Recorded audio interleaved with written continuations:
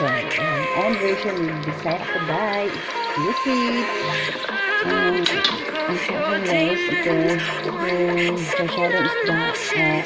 Nilagyan ko siya ng sibuyas at bawang. So, pinapa-brown ko siya. Bago ko ilagay yung laya.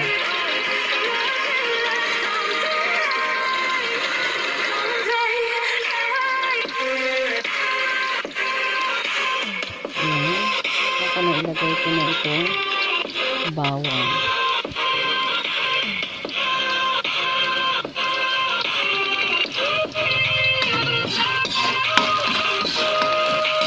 Kaya ang sabihan natin sa guys, kasi doon natin yung ano niya na masyadong maluto yung laya. Ayan. Tapos next na natin yung kamatis. Ayan. Next na natin ito kamatis. Ito yung kamatis guys. Bago na natin.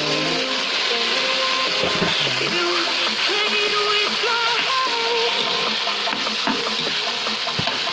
hayaan na natin na magbigay ng sosong kamatis para saka natin ilagay yung isda natin na nagkaroto na siya yesterday, and then kapag siya na din kasi gagawin natin siyang sasado. So yung sasado ko na ginagawa guys is my own version. Ewan ko kung meron na nakagawa nito, pero ito yung way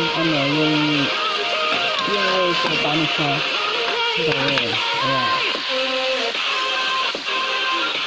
So lagyan na natin ng asin para malasa siya bago mag-ano. Kuha lang ito ng kasing asin. Kasing asin lang guys. Yan lalagay ko. Hindi ko masyadong inaalakan kasi yung mga tao dito hindi sila masyadong mahilig sa asin. Because guys, wag natin palito.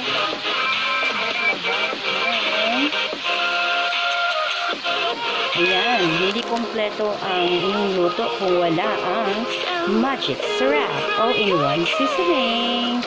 Pero, dapat kunti lang din ang ilagay natin guys. Basta nyo naman, kunti lang ilagay natin. Kasi medyo masarap na yan pag harin lang.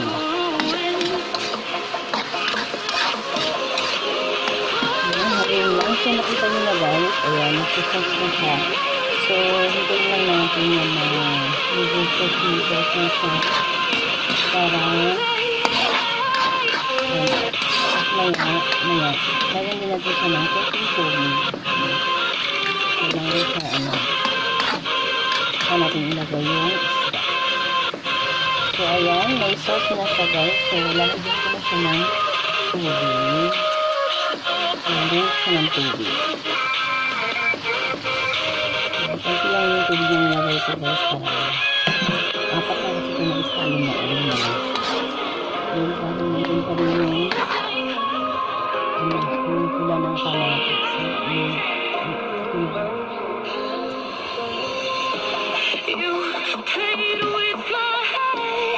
Lagyan natin ng asin kasi medyo matabang siya. So, hintayin na natin na kumulo siya.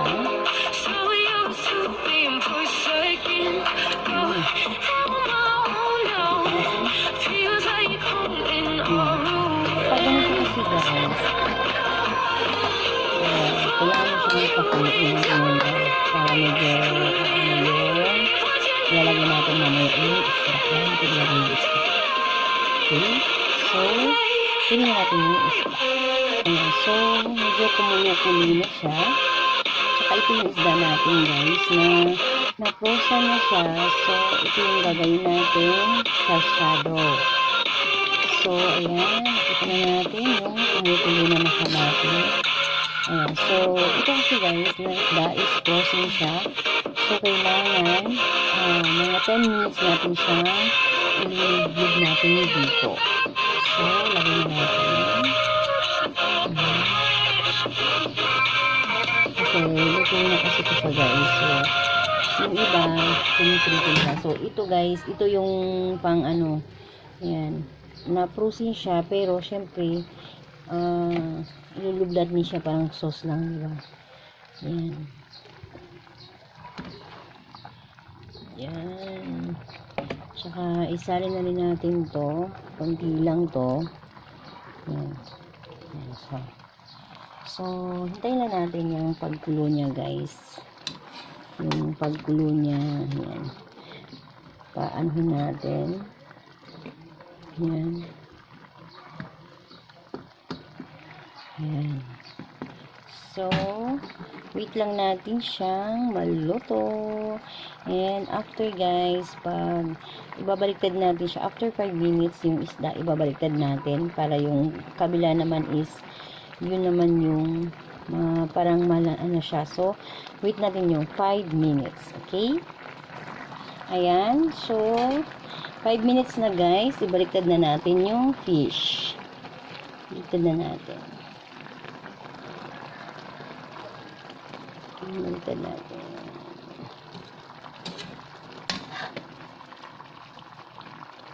Ayan. So, tingnan nyo naman, guys. Ayan. So, dapat yung apoy natin, guys, ay hindi masyadong low pressure lang yan. Ayan. So, para hindi masyadong minadali ang pagkaluto niya, kailangan ang lahat ng bagay ay nadadaan sa dahan-dahan. Baliktad lang natin, guys, ha, para maluto naman yung sa likod niya.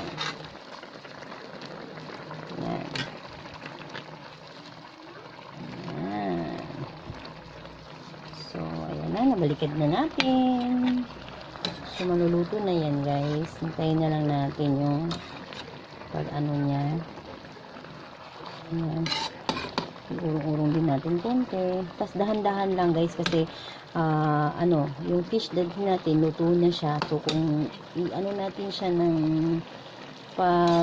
natin, na ganun-ganun lang, is masisira siya. So, ayan. Kailangan lang natin ng so after nyan, guys, mga 5 minutes din, after 5 minutes,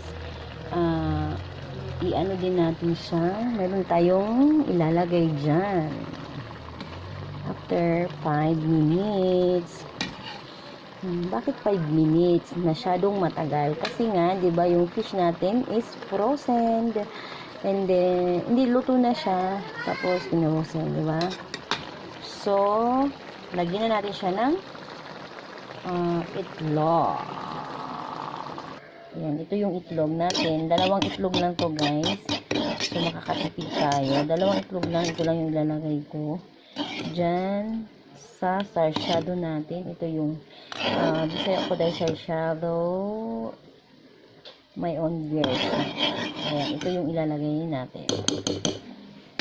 So, lagyan na natin. Ayan. Ito na yung itlog natin. So, ang gagawin natin, i-shake lang natin siya. Ayan, i-round lang natin. Din sa itlog. Ayan. Sa isda.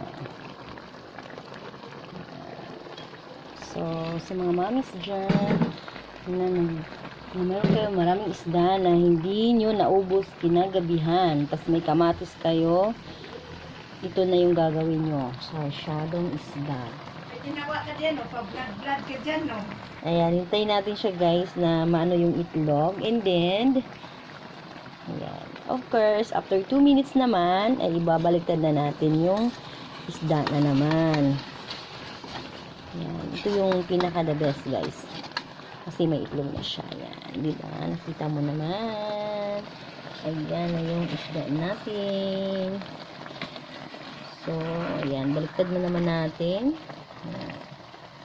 Kasi may isda na siya. Ayan. Perfect na to pang almusal nyo, guys. Pero, ito kasi, bibinta namin. Ayan.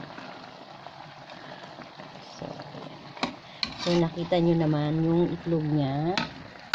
Ayan, yan na yung itlog niya, guys. So, after that, ay lalagyan din natin siya ng sibuyas. Ayan, yung sibuyas natin. Ayan yung pang sibuyas natin. Pang pabango yan ng mga ulam natin, guys. Ayan, may sibuyas tayo ngayon kasi medyo mura ang sibuyas. Na binili namin sa trading post. Ayan.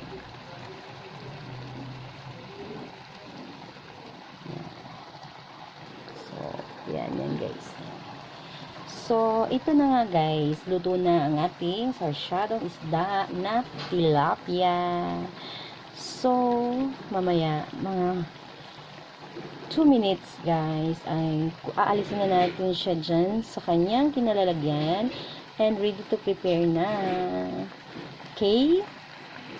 So, yan na nga guys, 2 minutes after na. So, kailangan na natin siyang ilipat dito. Ayan. So, aalisin na natin at huwag kalimutan patayin ang apoy. Ayan. So, aalisin na natin siya guys. Dahan-dahan lang. Ayan, sa pagkuha. Ayan. Dahan-dahan lang. Ilagay natin siya. Ayan. So, tapos sasabihin niyo, magkano ba to? Ayan. Ito guys, tinda namin. So, yung isda namin, kasi, yan, iwan lang natin yan guys, kasi ulam ko yan mamaya. Yan. Ito, yan, nilagay na natin siya dyan. So, ito guys, ayan, 50 yan siya guys, 50, tapos yung maliit is 35. Yan, 50 yung serve niyan, pag ibibenta na namin. Ayan. So, ganyan. So, lagyan natin yung sauce niya. Ayan, yung sauce niya. Ayan. I-ano mo siya dyan sa ayan.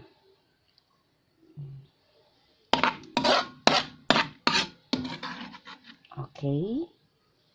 So, ready to serve na ang ating sarsyadong tilapia.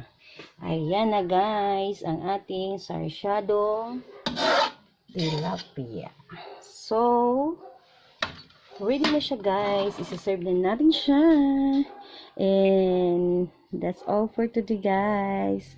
Don't forget to like and subscribe on my YouTube channel. Bisaya Kuday at your service. Bye!